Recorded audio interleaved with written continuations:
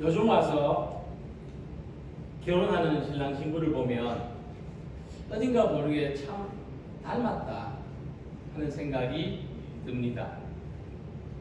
그것도 신랑 신부 두 사람만 닮은 것이 아니고 어떤 집은 사위하고 장인도 서로 닮았고 며느리하고 시어머니가 서로 닮았고 사원들끼리도 드러나는 느낌이 서로 닮은 것을 봤습니다.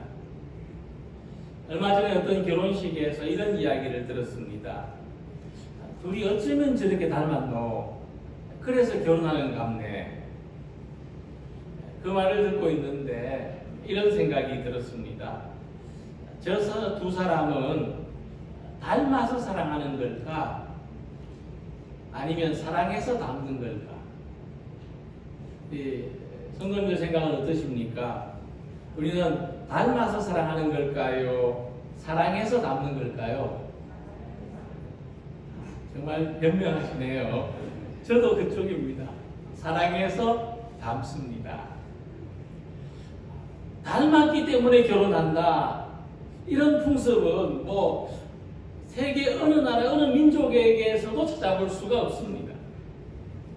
그런데 두 사람이 사랑하면은 국적이 민족과 문화가 문제가 되지 않습니다. 로미오하고 줄리엣처럼 원수의 집안이라도 결혼을 생각할 수가 있는 겁니다. 그래서 처음 만났을 때는 서로 많이 달랐을지라도 사랑하면 닮아갑니다. 서로 사랑하기 때문에 식성도 닮고 취미도 닮고 신앙도 닮아가는 것입니다. 그래서 오늘 결혼하신 지 30년, 40년이 지났는데도 참 우리는 안 닮았다. 서로 맞는 게 한 개도 없다. 이런 분들은 우리가 안 맞다고 생각하시기보다 덜 사랑했구나. 신앙생활을 같이 오래 하신 분들도 왜 이렇게 서로 안 맞나 이렇게 생각하지 마시고 덜 사랑했구나 이런 생각을 하시고 앞으로는 더 많이 사랑하시기를 바랍니다. 사람은 사랑하는 대상을 닮게 되어 있습니다. 산을 너무나 사랑해서 산에 들어가서 사는 사람들 나는 자연인이다 하는 프로그램도 출연합니다. 바다를 너무나 사랑해서 바다를 동경하면 해밍웨이 소설에 나오는 노인과 바다처럼 날마다 이 바다로 나가는 삶을 사는 겁니다. 우리가 무엇을 사랑하느냐가 우리 삶의 목적이나 방향뿐만 아니라 심지어 삶의 윤리까지도 결정합니다. 사랑해서 안 되는 걸 사랑하면은 죄를 짓는 거죠. 그래서 오늘 우리는 우리 삶이 하나님의 복을 받으려면 어떻게 할까? 사랑하면 된다. 이런 말씀을 드리고 싶습니다.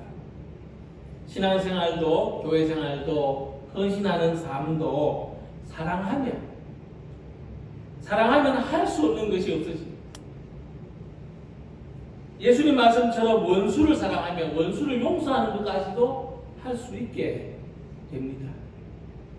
자, 이렇게 우리가 주의 말씀에 따라서 원수도 사랑하려고 한다면 주님을 사랑하고 교회를 사랑하고 함께 신앙생활하는 성도들을 사랑하고 내 가족, 나하고 만나는 사람들을 사랑하는 것은 얼마든지 할 수가 있습니다.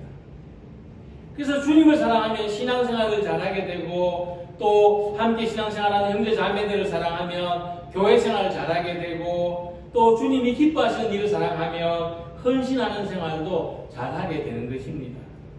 그래서 그동안 우리가 할 수 없다고 생각했던 일들을 사랑하면 할 수 있다 생각하시고 사랑함으로써 모든 일을 감당할 수 있는 우리 성도님들이 되시기를 기원합니다. 오늘 말씀의 주제는 헌신인데 헌신은 하나님을 사랑하는 겁니다. 그래서 우리는 먼저 하나님을 사랑하는 사람들이 되시길 바랍니다. 사랑하면 닮는다고 말씀드렸는데 하나님 믿는 사람들은 하나님을 닮아가야 하는 것이죠. 자, 그럼 우리가 하나님을 어떻게 사랑하면 되겠습니까? 우리가 방법들을 몰라서 그런 것은 아닐 것이고 우리 속에 있는 그 열정을 되살리는 것이 중요하다 생각합니다. 찬송에 이전보다 더욱 사랑합니다 하는 이 찬송 가사처럼 금년에 우리는 이전보다 더욱 하나님을 사랑하는 신앙생활의 목표를 세우는 성도들이 되시길 바랍니다. 왜 우리가 이전보다 더욱 하나님을 사랑해야 되느냐? 하나님을 사랑하면 유익이 있습니다. 하나님을 사랑하면 가장 큰 유익이 뭐냐? 하나님 닮아가는 겁니다. 하나님 사람을 창조하실 때에 하나님 형상대로 창조하셨다고 창세기 1장 26절에서 말씀했습니다. 하나님이 자기 형상고 하나님의 형상대로 사람을 창조하시되 남자와 여자를 창조하시고, 자, 우리는 하나님이 사랑하셔서 하나님의 형상대로 지으신 사람입니다. 그러니까 사람의 창조에는 하나님의 사랑이라고 하는 근원적인 동기가 있습니다. 그래서 우리들에게 가장 복된 일은 뭐냐 하면 우리를 창조하신 하나님의 형상을 닮아가는 겁니다. 우리가 하나님을 사랑할수록 타락해서 잃어버린 하나님의 형상을 회복해가고 하나님의 성품을 닮아가게 되고 하나님의 선하신 뜻을 위해서 살아갈 수가 있습니다. 자, 이렇게 우리가 하나님을 사랑하기 이전에 먼저 하나님께서는 우리를 어떻게 사랑하셨는지 함께 이런 말씀에서 이렇게 말씀합니다. 하나님의 사랑이 우리에게 이렇게 나타난 바 되었으니 하나님이 자기의 독생자를 세상에 보내심은 그로 말미암아 우리를 살리려 하십니다. 자, 요한은 말씀하기를 하나님이 우리를 사랑하셔서 우리를 살리시려고 자기의 독생자를 보내셨다고 했습니다. 하나님이 사람의 모습으로 세상에 오셨다고 믿는 것은 우리 믿음의 가장 기본적인 진리 가운데 하나인데, 하나님이 왜 사람이 되셨느냐? 우리를 사랑하셔서 우리를 살리시고 사람이 되셨다. 그래서 자기를 비우고 스스로 낮아지신 분, 세상에 오신 하나님, 말씀이 육신이 되신 분이 예수님이십니다. 자, 예수님은 세상에 있는 모든 사람들을 사랑하시려고 사람의 모습으로 오셨습니다. 예수님은 사람이 겪는 가난, 연약함, 심지어 고통까지도 사랑하셔서 십자가의 고난을 받으시고 자기 생명을 우리들을 위해서 내주셨습니다. 그래서 우리가 이 하나님의 사랑을 말이나 글로서가 아니라 인격적으로 경험할 때, 하나님이 정말 나를 사랑하시는구나, 그것을 경험할 때 우리는 거듭난 그리스도인이 되고 저도 그런 경험을 한 사람입니다. 그리고 그 사랑 앞에서 우리가 할 수 있는 일은 뭐냐? 하나님의 사랑을 받아들이는 거죠. 고맙습니다, 감사합니다 하고 그 사랑을 받아들이고, 그리고 그 사랑에 응답해서 우리도 하나님을 사랑하는 것입니다. 부족하지만 하나님을 사랑하려고 살아가는 것이죠. 그래서 우리가 하나님께 헌신하기 위해서, 헌신이라고 할 때 무엇보다 먼저 하나님을 사랑해야 된다. 또 그리고 우리가 이 하나님을 사랑하신 예수님, 이 예수님을 통해서 헌신의 모델이 무엇인지를 발견할 수가 있는 것입니다. 어느 날 예수님 제자 빌립이 예수님한테 말했습니다. 예수님, 하나님 좀 보여주시면 안 되겠습니까? 예수님 어떤 대답을 하셨을까요?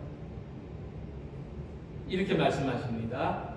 내가 아버지 안에 거하고 아버지는 내 안에 계신 것을 못 믿겠느냐? 내가 믿지 아니하느냐? 내가 너희에게 이러는 말은 스스로 하는 것이 아니라 아버지께서 내 안에 계셔서 그 얘기를 하시는 것이다. 그러니까 예수님 뭐냐면 내가 지금 하고 있는 일이, 내가 지금 하는 말이 내가 보여줄 수 있는 하나님의 모습이다. 그런 말씀입니다. 내가 하는 일을 통해서 아버지를 보아라. 내가 하는 말을 통해서 아버지를 보아라. 무슨 말씀이냐면 우리가 하나님을 너무너무 사랑하는 사람이 되면 우리가 하나님 형상을 담는 사람이 되죠. 그래서 우리가 하는 일을 통해서 하나님이 나타나고 우리가 하는 말을 통해서 하나님이 나타나는 거죠. 그러니까 우리 성도들이 하나님을 너무나 사랑하면 우리 교회 안에서 많은 하나님을 경험합니다. 하나님의 사랑 많이 경험하는 거죠. 하나님 만나고 가는 거죠. 그래서 우리가 이전보다 더욱 하나님을 사랑하는 사람이 되어서 우리가 하는 모든 일을 통해서 우리 가정과 교회와 세상에 하나님의 성품, 하나님의 거룩하심이 드러나고 하나님의 전능하심이 나타나고 하나님의 사랑이 나타나는 우리 성도님들이 다 되시기를 기원합니다. 두 번째로 헌신은 나와 이웃을 사랑하는 겁니다. 우리가 나 자신과 이웃을 사랑하는 그런 헌신을 하는 분들이 되시면 좋겠습니다. 하나님을 사랑하는 사람은 자기 자신 또한 사랑하게 되고 이웃 또한 사랑하게 되는 거죠. 본문을 기록한 요한에게는 두 개의 별명이 있습니다. 하나는 예수님이 지어주신 별명인데 예수님은 요한과 그 형제 야고보를 보시더니 이런 별명을 지어주셨습니다. 또 세베대의 아들 야고보와 야고보의 형제 요한이니 이 둘에게는 보아너게 곧 울의 아들이란 이름을 다하셨으며 예수님이 이 야고보 요한한테 처음 보셨을 때 천둥번개 쟤들은 천둥번개와 같다 이러시는 거죠. 이 별명을 보면 이 야고보 요한이 얼마나 이 강하고 거친 성격을 가진 사람이었는지를 생각해 볼 수가 있습니다. 잘 후대의 요한과 잘 매치가 안 되죠. 처음에 이들은 굉장히 강하고 거친 그런 사람이었던 것 같습니다. 그러니까 별명이 천둥번개죠. 그리고 두 번째 별명이 중요합니다. 두 번째 별명은 아마도 제자들이 지어준 별명 같습니다. 뭐라고 불렀느냐 하면은 요한복음 13장 23절에 예수의 제자 중 하나가 곧 그가 사랑하시는 자가 예수의 품에 의지하여 누웠는지라 하는 말씀입니다. 이것은 요한을 가리키는 말입니다. 그가 사랑하시는 자, 예수님이 사랑하시는 자, 이게 요한의 별명입니다. 예수님이 사랑하시는 제자. 요한복음을 보면은 이 표현이 4번 나타납니다. 요한에게만 4번 나타나는데 이 요한복음을 요한이 기록했습니다. 자기가 기록했어요. 근데 자기가 기록했는데 자기를 요한이라 하지 않고 그가 사랑하시는 자, 예수님이 사랑하시는 제자 이렇게 기록한 걸 보면은 참 이 요한은 말이죠. 예수님한테 사랑받고 있다는 게 참 좋았던 것 같습니다. 그러니까 이름을 쓰는 대신 예수님이 사랑하시는 제자 이렇게 썼죠.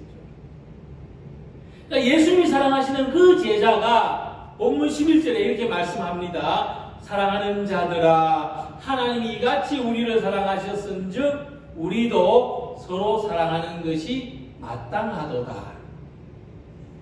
이처럼 하나님이 나를 사랑하신다는 것을 알면 그 사람은 자기도 스스로를 사랑하게 됩니다. 왜? 자기 사랑하지 않는 사람 많잖아요. 자기 미워하는 사람 많잖아요. 근데 그 사람들이 자기를 사랑하게 돼요. 자기 인생을 사랑하게 되죠. 그리고 자기와 관계된 사람들도 사랑하게 됩니다. 가족이 되었던 친구가 되었던 이웃이든.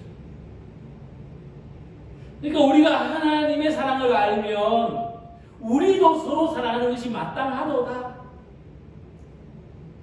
자기를 넘어서 다른 사람들까지 사랑하게 되는 것입니다.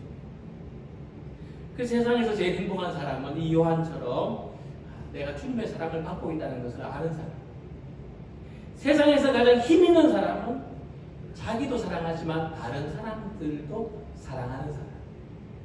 아주 힘 있는 사람. 사람이 힘 있으면 다른 사람 얻고 갈 수 있잖아요. 다른 사람 사랑할 줄 알면 뭐 10사람도 얻고 갈 수 있는 그런 사람. 그런 힘을 가진 사람. 그래서 예수님이 우리를 사랑하셔서 그 십자가의 고난을 받으신 거 아닙니까? 사랑하셔서 받으신 거지. 우리도 사랑하는 대상을 위해서 못할 일이 없는 겁니다. 하나님을 사랑하면 하나님을 위해서, 교회를 사랑하면 교회를 위해서, 이웃을 사랑하면 이웃을 위해서, 가족을 사랑하면 가족을 위해서 더 크고 어려운 일도 할 수 있는 거죠.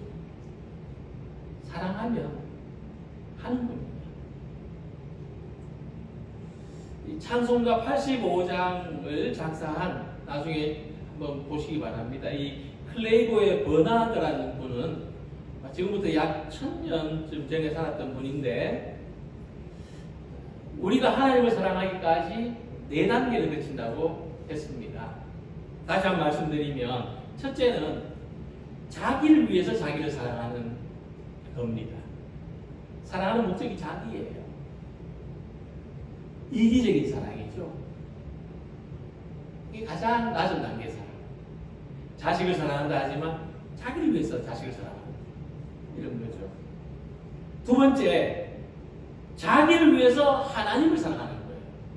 이제는 이제 사람에게서 하나님 사랑으로 옮겨가는데, 하지만 그 역시도 자기를 위해서 하나님을 사랑하는 겁니다. 우리가 아니 복받으려고, 나 잘 되라고 하나님 사랑하는 거죠. 아직 초보 단계의 사랑입니다. 세 번째는 뭐냐면, 이제 이보다 더 성숙하면 하나님을 위해서 하나님을 사랑하는 겁니다. 하나님 사랑하는 게 좋은 거예요. 그 자체가 좋아요. 하나님이 너무 좋은 거죠. 나를 잊어버릴 만큼. 그런데 이런 거죠. 나 자신이나 다른 사람이 여전히 싫어할 수 있어요. 하나님 사랑하는데 나는 싫을 수가 있어요. 다른 사람도 싫을 수가 있죠.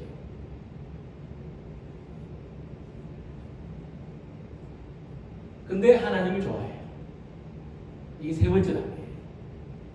이만큼만 돼도 훌륭한 거죠. 근데 이제 제일 높은 단계, 네 번째는 뭐냐면, 하나님을 사랑하기 위해서 나도 사랑하고 내 이웃도 사랑하는 거예요. 하나님을 사랑하니까. 하나님을 사랑하니까 나를 미워할 수가 없는 거예요. 내 인생에 고난이 많고 어려움이 많았지만은 하나님을 사랑하니까 이것도 뭐 표현하면 감사한 거고, 이것도 행복한 거고, 이것도 하나님의 은혜라고 받아들이는 거죠. 하나님을 사랑하기 위해서 내 이웃 용기를 내서, 힘을 내서, 시간을 내서 사랑하는 거죠. 이게 사랑의 가장 높은 단계라고 했어요. 그리고 이 사랑 안에 들어갈 때에 어떤 두려움도 없다고 했습니다. 그래서 사랑으로 뭔가를 하면은 내 삶이 두렵지 않고 또 다른 사람이 두렵지 않게 되는 거죠. 사랑으로 하면 상처받아도 그게 두렵지 않은 거예요.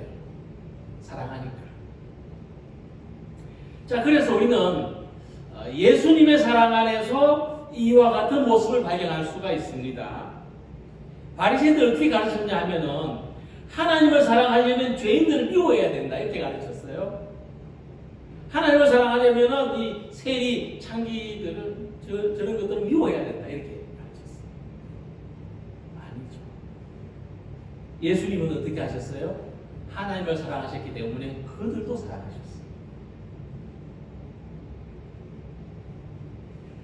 세상을 사랑하실 뿐만 아니라 세상이 미워하는 죄인들까지도 사랑으로 품으셨습니다.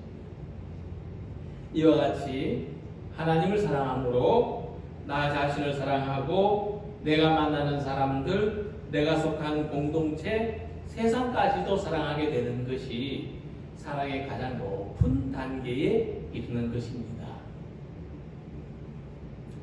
이와 같이 우리가 헌신의 삶을 산다고 하는 것은 더 많은 일을 하려고 하기 전에 더 많은 사람을 사랑하는 것이다.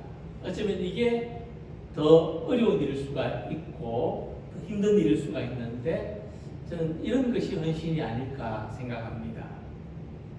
그래서 우리가 헌신한다고 할 때 하나님이 뭔가 부족하셔서 하나님 우리가 돕기 위해서 제가 뭔가 하겠다 이런 게 아니라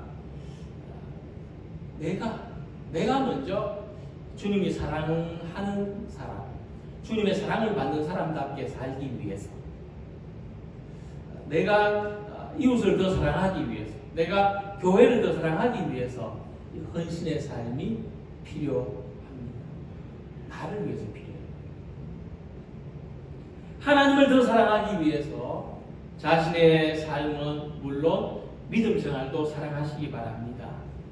교회와 성도들도 사랑하시고 죄로 말미암아 상처받고 고통받는 세상까지도 사랑하는 이와 같은 헌신을 꿈꾸는 또 힘쓰는 우리 모두가 되시기를 소망합니다. 그래서 이 헌신이라고 하는 말은 실제적인 이야기 같지만은 사실 굉장히 추상적으로 생각할 때가 많습니다. 자주 이야기하지만 또 들을 때마다 참 부담스러운 주제 같기도 합니다. 그래서 저는 오늘 이 헌신 예배 때 우리 모든 재직분들한테 우리 모든 성도님들한테 헌신합시다 하는 말 대신 사랑합시다. 사랑하자는 말씀입니다. 교회는 어떤 곳이냐? 교회는 사랑받는 것을 아는 곳입니다. 내가 사랑받고 있구나. 이것을 하나님을 통해서도 알지만 여러 성도들을 통해서도 아는 곳이 교회입니다. 그리고 교회는 사랑하는 것을 훈련하는 곳입니다. 이 울타리 안에 있는 사람들을 사랑하고 또 이 울타리 넘어 있는 사람들, 얼굴도 모르는 저 아프리카, 심지어 아프리카까지 있는 사람들을 사랑하는 그것을 훈련하는 곳입니다. 그래서 우리의 헌신은 하나님을 사랑하고 우리 자신과 이웃을 사랑하는 것입니다. 사랑하면 우리는 모든 것을 할 수 있기 때문이죠. 예수님 제자 중에 베드로, 이 베드로는 예수님이 부르신 첫 제자고 제자들 중에 대표였습니다. 베드로는요, 대단한 사람이었습니다. 예수님이 내가 십자가를 져야 되겠다고 하실 때 예수님 말렸습니다. 그리고 이렇게 말합니다. 내가 죽기까지 예수를 위해서 헌신하겠습니다. 내가 목숨 내놓고 예수님 지키겠습니다. 베드로가 이르되 내가 주와 함께 죽을지언정 주를 부인하지 않겠나이다. 내가 목숨을 걸겠습니다. 교회도 그런 분들이 있죠. 내가 목숨 걸고 일하겠다. 근데 바로 그날 밤에 베드로는 예수님 모른다고 3번이나 부인하고 말았습니다. 자기 방식으로 헌신하려고 했는데 안 된 거예요. 실패한 거예요. 결과가 안 좋은 거예요. 열매가 없는 거예요. 근데 부활하신 예수님께서 베드로를 다시 만나셨습니다. 베드로한테 왜 네가 나를 3번이나 부인했느냐? 이렇게 묻지 않으셨어요. 예수님 뭐라고 물으십니까? 베드로야, 네가 나를 사랑하느냐? 왜 나를 부인했느냐? 왜 이런저런 일을 했느냐? 이렇게 묻지 않으시고 베드로야, 네가 나를 사랑하느냐? 3번 똑같이 물으셨어요. 그리고 베드로는 이 물음에 내가 주님을 사랑합니다 하고 고백했습니다. 주님 모든 것을 아시오매 내가 주님을 사랑하는 줄을 주님께서 아시나이다. 그러자 예수님께서 또 말씀하시기를 내 양을 먹이라. 그러니까 내가 주님 위해서 목숨 걸겠습니다 할 땐 아무것도 못했던 베드로가 내가 주님 사랑합니다라고 했을 때는 주님과 양떼들을 위해서 진정한 헌신을 할 수 있었습니다. 주님을 향한 자신의 사랑이 부족하다는 것을 알기 때문에 비록 두렵고 떨리는 마음으로 대답했지만 그럼에도 불구하고 주님을 사랑합니다 했던 이 베드로의 고백처럼 우리도 주님을 사랑합니다 하는 고백을 자주 하는 성도들이 되시길 바랍니다. 금년 한 해 동안에는 예배 드릴 때마다 주님, 내가 부족하지만 주님 사랑합니다. 이런 고백 많이 하시면 좋겠습니다. 그래서 사랑하면 되는 겁니다. 한 글자 더 붙이면 사랑하면 다 되는 겁니다. 서로 닮아가는 것도 믿음과 삶이 새롭게 변하는 것도 우리의 마음속에 하나님으로 가득 채워지는 것도 사랑하면 됩니다. 사랑하면 믿음의 목적지를 향해서 끝까지 함께 갈 수 있고 또 하나님을 사랑하는 마음으로 또 우리 자신과 이웃과 교회를 사랑할 수 있고 그래서 이제는 하나님을 사랑하는 마음으로 그동안 우리가 할 수 없었던 일들 개인적인 과업들도 할 수 있기를 바라고 또 신앙적으로도 우리가 하지 못했던 것들을 할 수 있게 되는 모든 성도님들이 다 되시기를 주님의 이름으로 기원합니다.